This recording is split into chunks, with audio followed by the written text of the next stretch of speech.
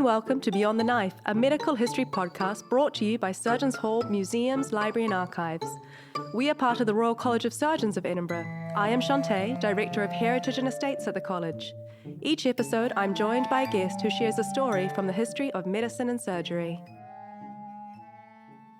This episode contains discussions on topics that some people may find distressing. Please take care while listening. In the 1870s, Edinburgh's Old Town was crumbling, its narrow streets packed with some of the worst slums in Europe. But, less than a mile away, things looked very different. Charlotte Square, in the heart of the city's grand new town, was a place of wealth and beauty. Neat Georgian homes lined the square, looking out over a quiet and private central garden. This was home to some of the richest people in Edinburgh. It was also home to the Young Ladies' Institute, a school known for quietly focusing on girls' education.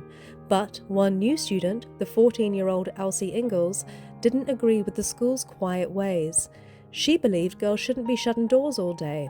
She thought they should be allowed to play outside in the garden during their breaks. So, Elsie gathered the signatures from local residents and took her case straight to the school's administration. She stood up for the rights of her fellow students, and she won. It was a bold move for someone so young, and it was just the beginning.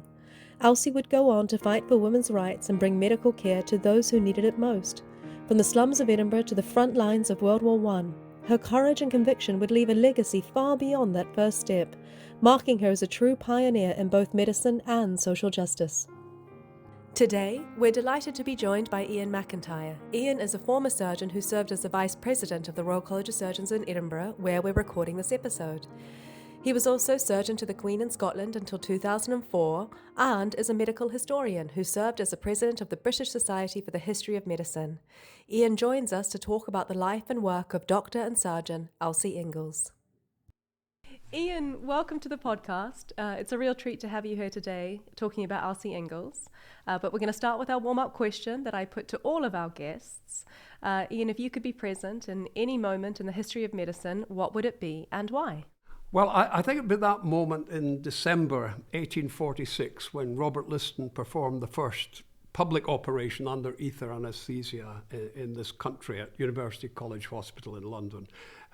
It really was a memorable day in the history of surgery. Robert Liston, of course, was from this part of the world. He was a minister's son from West Lothian. And he proved to be a very skilled technical surgeon, one of the most gifted in the country. He became a surgeon in the Royal Infirmary here, but he was a difficult colleague to work with. He was prone to quarrelling, and when he failed to get the chair of surgery here, he moved to London and he became a professor of surgery in University College. Now, ether anaesthesia had first been used successfully in Boston, Massachusetts, just a few weeks earlier. And Liston decided he would try it. He asked a 21-year-old house surgeon, Peter Squire, to administer the ether, and it was done in public. He had an audience and said, "Today we're going to try a Yankee Dodge." And he performed the operation, which was timed by a couple of members of the audience at 28 seconds. This, remember, was the age when rapid surgery was a considerable advantage. And the patient felt no pain during the amputation. And Liston turned to his audience and said, "This Yankee Dodge beats mesmerism hollow." And mesmerism, of course, was hypnosis. And at that time, medical hypnosis was just gaining traction as a way of avoiding pain, usually for minor surgical operations. And as I said, it was a defining moment in surgery. Amongst the audience was Sir John Ericsson, another professor of surgery, who had just a few years earlier stated the abdomen, the chest and the brain will be forever shut from the intrusion of the wise and humane surgeon. They were totally off limits because of the pain that operations in these areas would cause. And he and all the audience, I think, realized at that moment that that was no longer true, that any area in the body was now going to be amenable to surgical treatment. And incidentally, another member of the audience that day was a 21-year-old Joseph Lister, still a medical student, and of course later he would come to Scotland, where he defined antiseptic surgery. So present that day were people who really changed the face of surgery forever. Oh, I think that's a great answer. So he was known as the fastest knife in the West End or something? Was that right? He was. I mean, he had a lot of critics. As I say, he was a man who was prone to quarrelling, but there was no doubt he was a very gifted technical surgeon. And in that era when speed in surgery was important, he was a very rapid surgeon. So we have this set of his amputation knives in the collection here, which I do stare at with this constant disbelief of the idea of that being used on me with no pain medication, with no pain relief. So that need for speed is completely understandable, right? Absolutely. I mean, looking back to surgery pre-anesthetic days, the first-hand accounts from patients and indeed from spectators is just absolutely horrific. So to be there in that audience on that day and just really, really witness, like you say, this pivotal moment, that this understanding that this changes things. Change things forever. So Liston's public ether operation was in 1846. So it's 18 years later that we have the birth of Elsie Inglis in India. And that is where her father is working as a senior British civil servant. Now, when Elsie is a teenager, the family moved back to Scotland, and that's where she finished her schooling. Iain, from these early years, are there any indications, are there any stories about Elsie that might give us a glimpse of the remarkable person that she would become? Yes, I think even from childhood days, it was apparent that Elsie was a very courageous and determined individual. In Edinburgh, for example, she went to a school in Charlotte Square, which I think, as most of your listeners will know, is a large Georgian square in the middle of Edinburgh with a large lawned area at its centre. Now, the girls from the school were not allowed access to this area to play in and were confined to the school building, which Elsie Inglis thought was unfair, and I think most people would think it was unfair. One of her school friends, describing the incident, describes how Elsie approached the school directors, whom her friend described as the most formidable and awe-inspiring body of men. And the friend went on to say, Elsie had the courage, and to us schoolgirls, it seemed extraordinary courage, to confront the three directors of the school and ask if we might be allowed to play in the gardens of the square. Now, remember, this was the Victorian age of deference. It was very unusual for men in authority to be approached in this way, particularly by schoolgirls. The directors replied that they would consider this request if the residents of the square agreed, no doubt thinking that most of the residents would object. Now, the residents of the square at that time were the great and the good of Scottish society, some famous names. And Elsie took it upon herself to take a petition round these residents.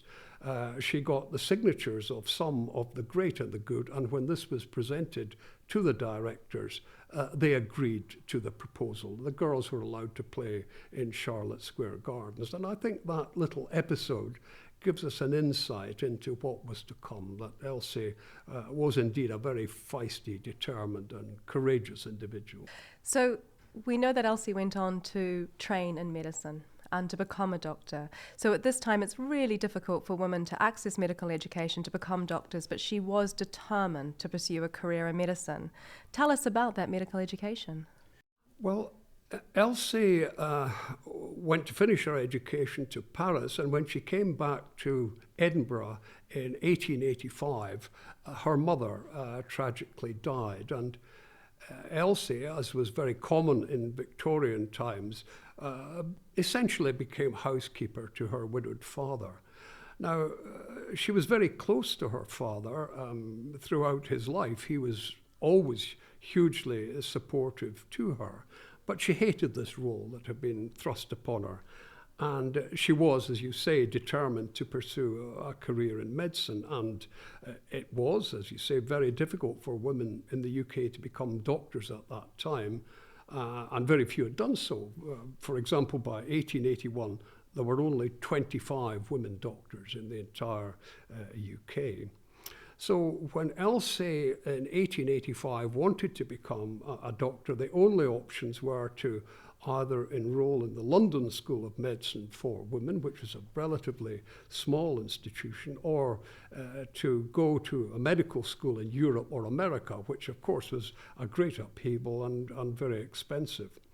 But in 1886, Elsie had the break that changed her life, because in that year, one of the great pioneers of medical education for women, Sophia Jex-Blake, started the Edinburgh School of Medicine for Women, and Elsie Inglis enrolled. Now, I think most people will know the story of Jex-Blake, who had to overcome a lot of opposition and prejudice to even become a doctor. And earlier, in 1869, she'd famously enrolled in Edinburgh University to study medicine. She had advertised, and 6 other women joined her, and they became known as the Edinburgh Seven. And they started studying medicine, but there was huge opposition right from the start, from staff and from the male students. And there's one notorious example that took place right here where we are in Surgeons' Hall, when a group of male medical students tried, unsuccessfully as it happened, to stop the Seven from sitting an anatomy exam. It showed the strength of opposition to women in medicine, and eventually the university denied them access, and Jex-Blake went to Switzerland to qualify in medicine, and then helped to set up the London School of Medicine for Women. And she then came back to Edinburgh. She set up a dispensary, then a hospital for women in Bruntsfield, and then in 1886 she set up the Edinburgh School of Medicine for Women, which Elsie Inglis joined. Now, it's important to recognise that women, although they could study medicine in these private medical schools, they couldn't graduate in medicine from Scottish universities. That didn't happen until 1896. And Elsie obtained her medical qualification from the Scottish Medical Royal Colleges. This college, Royal College of Surgeons of Edinburgh, Royal College of Physicians of Edinburgh, and the then Faculty of Physicians and Surgeons in Glasgow. And those 3 colleges between them produced a qualification in medicine which became known as the triple qualification. And it was a very important qualification for disadvantaged groups, for one reason or another, denied access to universities. In the 1880s, it was women.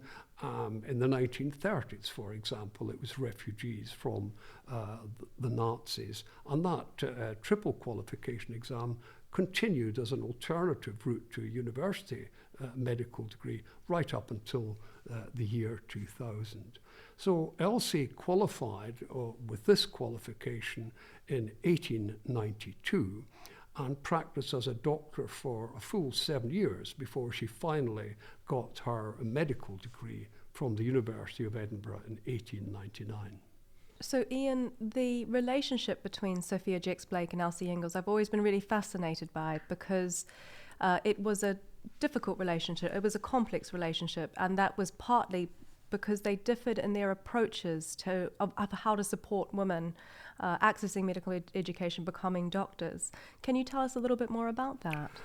Yes, it was a difficult relationship, and the rift between these 2 great women pioneers was tragic, and even more tragic, it never really healed. Elsie Inglis was a student in Jex-Blake's new medical school, and the new medical school for women got off to a good start because Jex-Blake, of course, was a successful and experienced teacher of medicine. She'd done that before in London.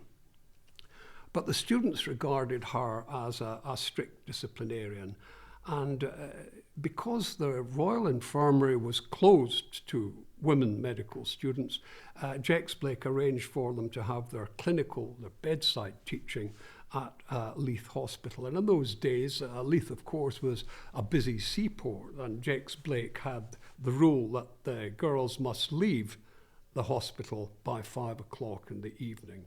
And that was probably a sensible rule, because Leith was probably not a great place for women medical students to be about of an evening. But on one occasion, 4 of the students flouted that rule and stayed to follow a case in Leith Hospital. And Jex Blake, being the strict disciplinarian that she was, reacted by expelling 4 of them. And they, being the feisty young pioneer women medical students that they were, reacted by suing her and suing her medical school. And they won, and they were awarded costs, which really marked the beginning of the end for Sophia Jake's medical school. And of course, it was regarded with glee by the opponents of women in medicine, of whom there were still very many. And the result was that Sophia Jex Blake lost confidence. The students lost faith in her, and Elsie Inglis turned to her father. Now, as I said earlier, Elsie Inglis' father was a hugely important figure in his daughter's life. And after his wife's death, Elsie became virtually his constant companion. Now, in India, you said he was a senior civil servant there. He was really right at the top of the Indian civil service, was expected to become a governor, but he held such radical views. For example, he was a champion of education for women in India, and that was regarded as a fairly radical view by his seniors in the British Raj. So he was passed over for the final promotion to governorship. Now, when he came back to Edinburgh, he had an influential circle of friends, among whom was Sir William Muir, who was the principal of the University of Edinburgh. And as he had championed education for women in India, so back in Edinburgh, John Inglis championed medical education for women. And with his friends, he formed a committee, and between them they established a rival school of medicine, the Medical College for Women, which opened in 1889. And the new school, of course, Elsie Inglis transferred to that new school along with several other students, including the Cadell sisters, who had been 2 of those who had flouted the rules at Leith Hospital. And Sophia Jex Blake never really forgave Elsie Inglis for what she regarded as this act of disloyalty, even treachery. And her medical school finally closed in 1897. Jex Blake returned to England. And in 1905, when she heard down in England that Elsie Inglis had been appointed surgeon to Bruntsfield Hospital, the hospital that she, Jex Blake, had founded, Jex Blake severed all links with the hospital. And the rift between these 2 women, as I say, was never healed. It's such a remarkable time as well. Like you say, there are so many focused women driving forward change and some remarkable male allies supporting it. But the views around how that change should happen, like you say, were so different. I've always been fascinated by Sophia Jex Blake's a fair field with no favour, and that idea that everything has to be equal for everyone, and if that equality isn't there, then it's not right. And it strikes me that's so different to what we understand today with regards to equity. So equity means that different people have different needs in order to be able to access the same things or have the same opportunities. And it's a really interesting example of that thinking changing, or that sort of slight shift in how things progressed really at that time. So the other difference that Elsie came across, or the way she was different, so she was a suffragist, so she believed in change through legal means, and that put her at odds as well with the suffragettes.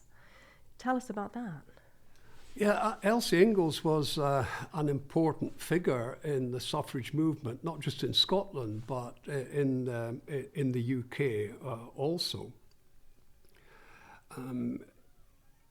She was secretary of the Scottish Federation of Women's Suffrage Societies. So, in fact, this is an umbrella organisation, and she really was at the heart of this. And again, as you've hinted, her feminism was motivated by a very strong sense of social justice. And it was further strengthened by the frankly misogynistic behaviour that she saw in her everyday clinical practice. I mean, she wrote some very strong words about the unfairness in the way women were treated. For example, men would refuse to consent to life-saving surgery for their wives. This was a time, of course, when men gave permission for their wives to have surgery, and she would see men denying women that particular right, or asking that their wives be released early from hospital in order that they could come back and look after the home.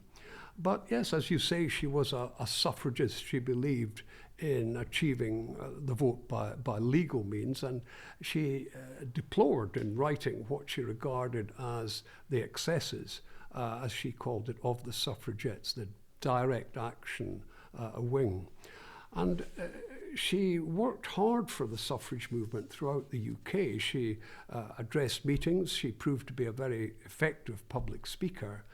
And although she disagreed with the tactics of the suffragettes, she worked with them and remained friendly. And perhaps the most notable of her suffragette colleagues was Grace Caddell. Now, you'll remember, was one of the students expelled by Jex Blake, who joined Elsie in the rival College of Medicine. And Grace Caddell was an active suffragette. She was head of the Leith suffragettes. She had a medical practice in Edinburgh, which became renowned as a refuge for suffragettes recovering from prison, where some of the suffragettes, of course, had endured hunger strikes and forced feeding and the like. And indeed, in the next phase of Elsie's life, the Scottish Women's Hospitals, she was grateful for the support of many active suffragettes. There's an extraordinary moment in Elsie's life where she is told to go home and sit still. How did she transform that? And what could have been a really crushing experience, Iain, into this pivotal moment that led to the Scottish Women's Hospital? Yeah, that was an extraordinary moment, wasn't it? Go home and sit still was a patronising and misogynistic put down, sadly typical of its time. And yes, as you say, Elsie Inglis did turn that to a remarkable advantage. Now, this episode took place in the summer of 1914, shortly after war was declared. And the zeitgeist, the spirit of the age, was to enlist and serve one's country. And Elsie Inglis had a strong ethos of service. And remember, at this time, she was 50 years of age. She was a skilled, experienced, and respected surgeon. And she went to Edinburgh Castle, offered her services as a surgeon to the representative of the Royal Army Medical Corps, who declined her offer with the words, "My good lady, go home and sit still." And it was a snub that stimulated Elsie to offer her services instead to Britain's allies. She wrote to the ambassadors of Serbia, of France, of Belgium, and of Russia, and her idea that she put to them was to offer a fully staffed field hospital run by and staffed by women. She took this idea to her colleagues in the suffrage movement, who supported it with great enthusiasm, and that resulted in the Scottish Women's Hospitals for Foreign Service. And Elsie Inglis was at the heart of that. She was prominent in recruiting and fundraising, and the oratory skills that she had developed on the suffrage platform again came into their own. They initially aimed to raise £50,000, but eventually they raised 9 times that £450,000, or round about £19 million in today's money. And there is no doubt that that fundraising was facilitated by the suffrage network, not only in Britain, but throughout the then British Empire and in the United States. By the end of the war, the movement had funded and staffed an amazing 40 hospitals and sent over 1,000 women staffing and running hospitals in 6 different countries. And many of the women who served, of course, were suffragists and suffragettes. And Elsie became effectively what we might call nowadays a poster girl for the campaign. She was very much the face of fundraising and recruiting. And in Surgeons' Hall Museum, you have these 2 splendid photographs of her in the distinctive uniform of the Scottish Women's Hospital. The uniform was a distinctive grey colour, but with tartan headbands on the hat. They had adopted the thistle as their logo. And these are shown in your photographs worn as lapel tabs. Elsie had to be persuaded to sit for these publicity photographs, as she hated anything that smacked of self-promotion, as she was essentially a very modest person. And yet it was her leadership, her personality, and her oratory skills that were so important in recruiting and fundraising for the organisation. So much so that her colleagues persuaded her to stay in this role in the UK for almost a year, while, like everyone else, she was keen to be involved and serve abroad with the units as a surgeon. She went out to inspect the first Scottish Women's Hospital, which was set up in Royaumont, just northeast of Paris, not far from the Western Front.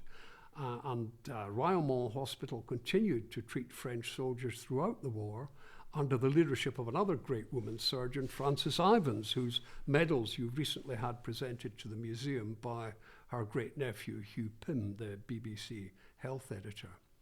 And Elsie first saw active service as a surgeon and chief medical officer with the Serbian unit of the Scottish Women's Hospitals, and that was in April 1915. And they joined Serbian forces in retreat just as the Austro-German advance into Serbia began.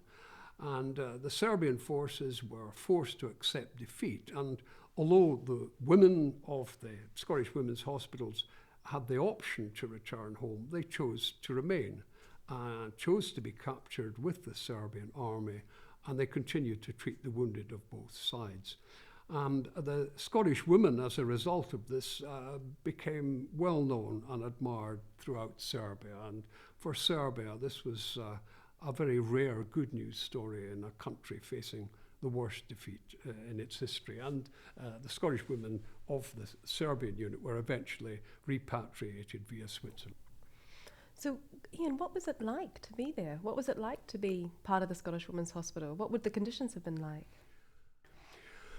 Well, the conditions, of course, varied. As I said, there were 14 units sent out by the Scottish Women's Hospital, and they all faced different challenges, but they all certainly faced challenges.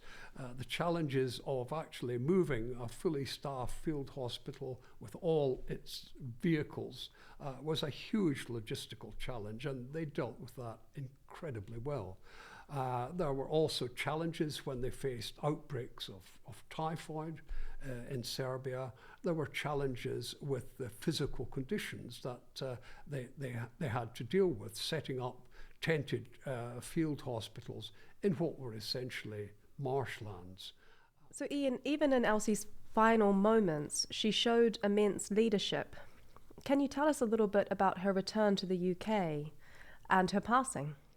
Well, her last service was as a surgeon to what was called the Russian unit of the Scottish Women's Hospitals. And the Russian unit was formed as a result of a direct appeal from the Serbian Prime Minister for a hospital unit to join the Serbian army fighting in Romania. And in August of 1916, the women made a remarkable journey, taking 16 vehicles, travelling firstly by boat up the west coast of Norway, where ships were regularly torpedoed in World War I, as in World War II, arriving at Archangel in the White Sea. And there they had to negotiate for a train to take their field hospital and all these vehicles down the length of Russia, from the very north to the very south, behind the Eastern Front, traveling via Moscow to Odessa on the Black Sea. And then they joined the Serbian divisions fighting in Romania. But as with the Serbian unit, they again joined a Serbian army in retreat and had to retreat right back to the safety of Russia. And yet again, they became national heroes in Serbia. And one Serbian doctor wrote a particularly moving tribute, which I'd like to quote. Elsie Inglis, he wrote, maintained a unique discipline. During the terrible retreat when our hospitals were ceaselessly bombed, she worked without a day's rest, not shrinking from the most arduous or loathsome tasks. We shall never forget those days when we saw the Scottish women collecting our wounded from the firing line in their own ambulances. It really is quite a moving tribute, isn't it? And indeed, Elsie Inglis was given the highest honour that Serbia could bestow, the Order of the White Eagle. She was the first woman to receive that, and you have that medal, of course, here in Surgeons Hall Museum, along with her other medals, all incidentally given by foreign governments. She never received such an honour from her own country. So the Scottish Women's Hospital unit continued to serve the Serbian army in retreat, setting up field hospitals, as I said earlier, in dangerous and difficult terrains. And while they carried out these onerous and difficult tasks, they would chant together, "My good lady, go home and sit still." It became a mantra, and they turned the snub to their advantage. And there are images of them actually setting up field hospitals, and you can imagine them chanting this mantra, turning the snub to their advantage.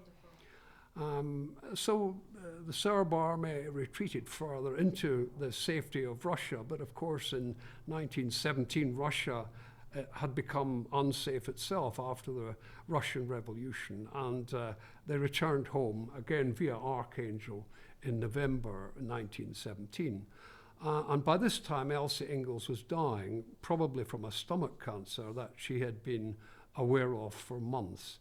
And when they docked at Newcastle, despite her fatigued and wasted state, she put on her uniform and her medals, said goodbye to all the crew, to all the Serbian soldiers who'd accompanied them, and to all her hospital staff as they left the ship. And Elsie Inglis' last day was spent writing reports and letters of thanks to all the staff and supporters of the Scottish Women's Hospitals, and she died in Newcastle the next day. God, it's just incredible. The medals that are here in the collection are really remarkable, and it's fantastic that they are here and can be shared. Just to finish with, Iain, thinking about Elsie's legacy, can you tell us a little bit about that, both here in the UK and internationally, where she played such a huge role? Well, in Scotland, the first part, and indeed the most important part of her legacy, was the Elsie Inglis Memorial Maternity Hospital in Edinburgh. And fundraising for this had begun shortly after her death, as her friends and colleagues reckoned that the most fitting memorial would be a hospital for women and children. They reckoned that that's what she would have wanted. And this was built to replace the hospice in the High Street. Now, you remember the hospice was the hospital for women and children that she had set up in the High Street. She selected the High Street as the site because this was where most of Edinburgh's deprivation at that time was centred. And although she realised that this tall tenement building with its only entrance up a steep, narrow staircase wasn't ideal, nonetheless, it was in an ideal location.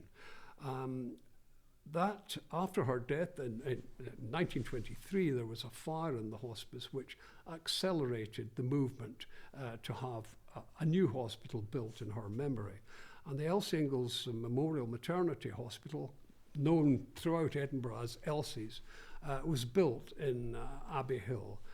so that it would be on a sunny location with views across Holyrood Park to Salisbury Crags. And indeed, I was there as a medical student and can remember on sunny days the patients being wheeled out in their beds onto the veranda to enjoy the view and to enjoy the sunshine.